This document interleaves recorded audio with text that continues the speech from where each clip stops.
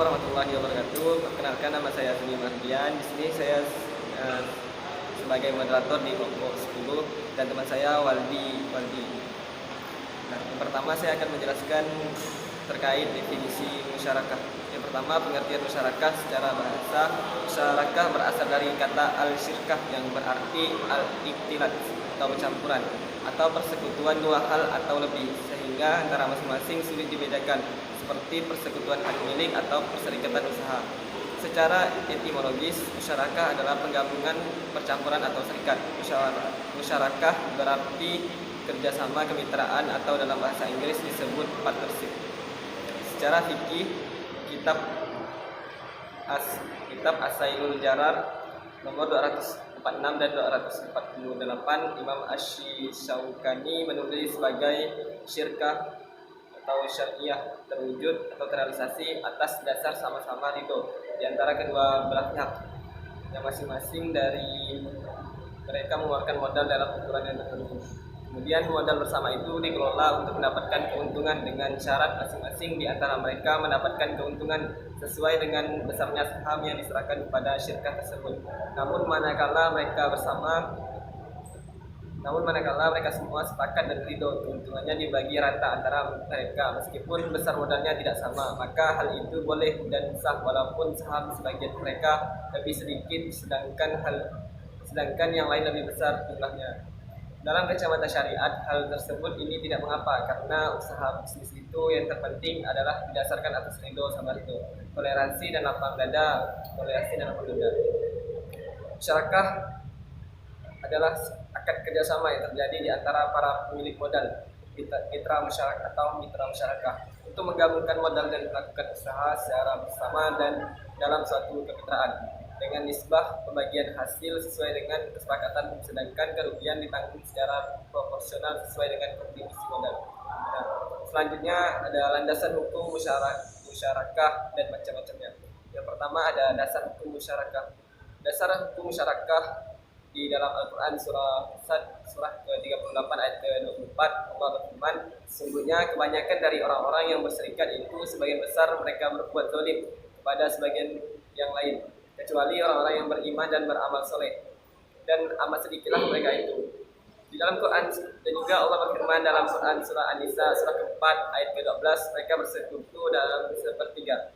Adapun dalil sunnah dari Abi Hurairah radhiyallahu anhu yang merafatkan kepada Nabi SAW bahwa Nabi SAW bersabda, sesungguhnya Allah Subhanahu Wa Taala berfirman, aku adalah orang yang ketiga pada dua orang yang bersekutu.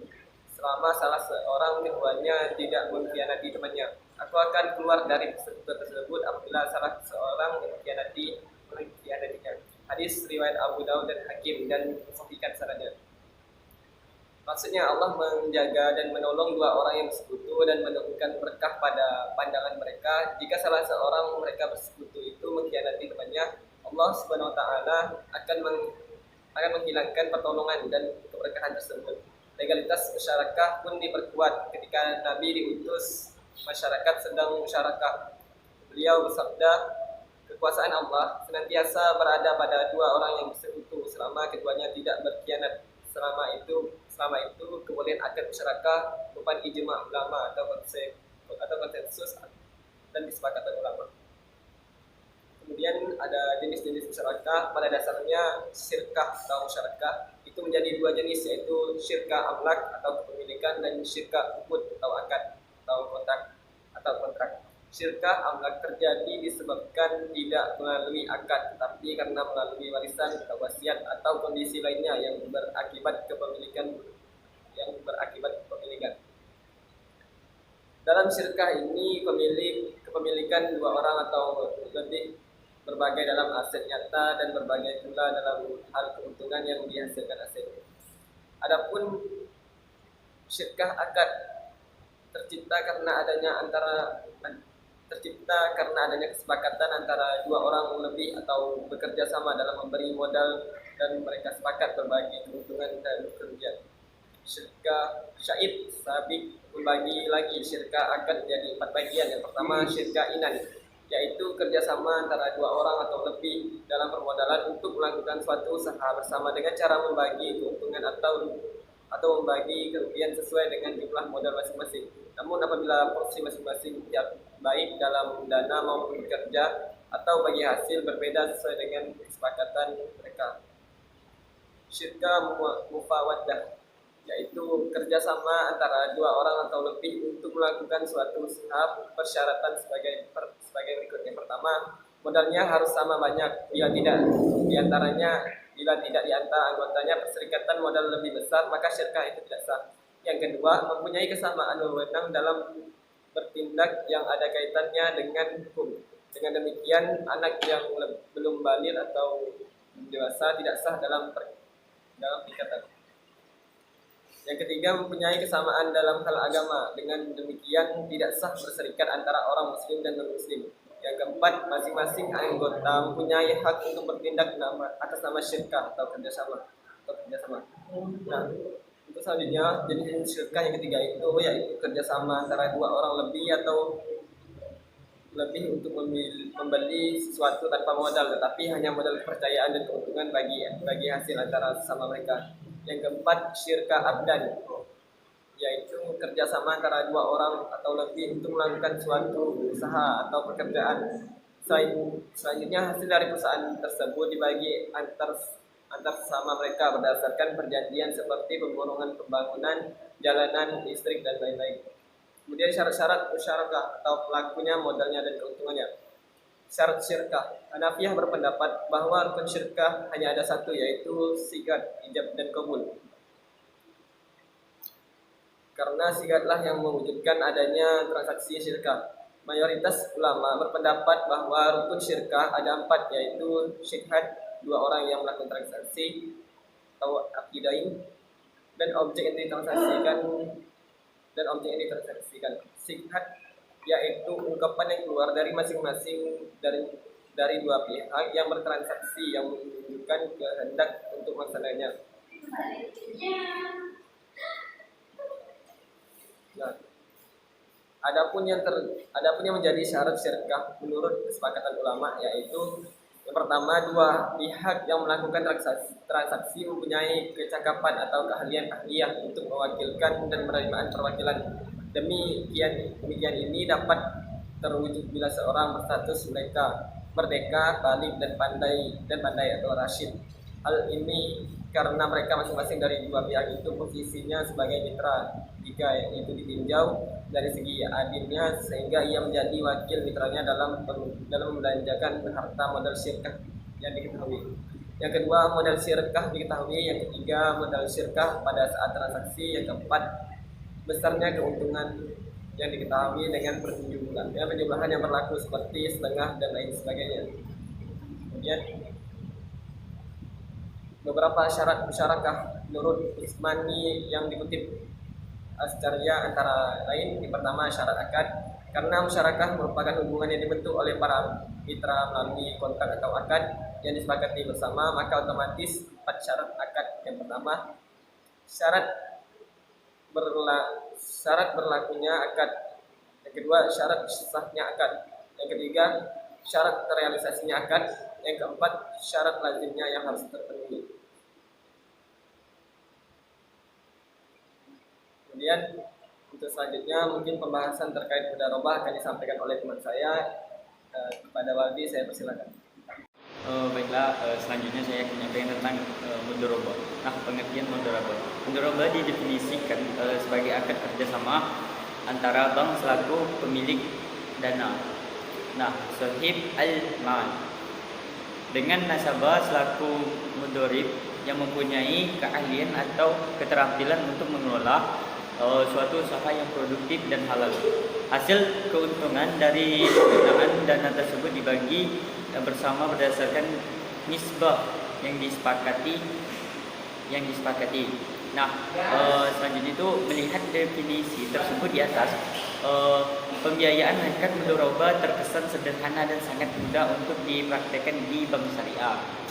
Untuk memahami akad mudharabah sebagai perwujudan dari profit dan loss sharing (PLS), maka bank syariah wajib memberikan sumber pembiayaan yang luas kepada peminjaman berdasarkan atas bagi risiko, baik menyangkut keuntungan maupun kerugian, yang berbeda dengan pembiayaan sistem bunga pada dunia perbankan konvensional yang semua risikonya ditanggung oleh pihak peminjam.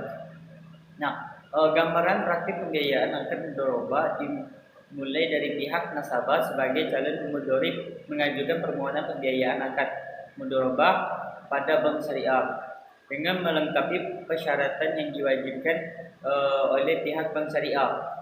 Pihak bank syariah melakukan observasi lapangan tentang kebenaran keterangan yang diberikan oleh nasabah.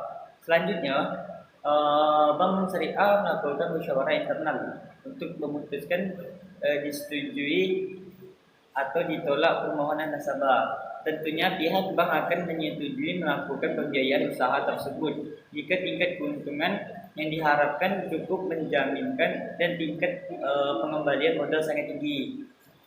Nah, selanjutnya itu merujuk pada praktek perbankan syariah yang ada. Praktik pembiayaan mudharabah tidak berjalan sesuai dengan definisi dan teori. Terdapat beberapa masalah yang berkaitan dengan penggunaan profit dan loss sharing (LS) pada akad mudharabah. Antara lain, yang pertama itu yang A, standar moral. Yang kedua itu bagian yang B-nya ketidak efektifan model pembiayaan profit and loss sharing. Yang C berkaitan dengan para pengusaha. Yang D dari segi biaya. Yang E segi teknis. Yang F kurang menariknya sistem profit and loss sharing dalam aktivitas bisnis. Yang G-nya permasalahan efisiensi, sehingga bank syariah menilai pembiayaan akan mudharabah terlalu berisiko dan membutuhkan biaya operasional yang tinggi. Untuk itu, bank syariah sangat hati-hati dan terkesan menghindari pembiayaan akan mudharabah komponen-komponen pembiayaan akan mudharabah yang diperhatikan di perbankan syariah, antara lain modal. Yang pertama itu modal.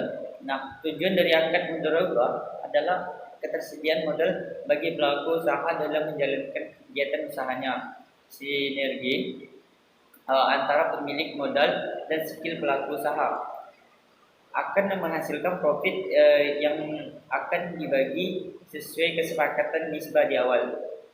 Praktik akad mudharabah di bank syariah adalah tidak ada kebebasan pelaku usaha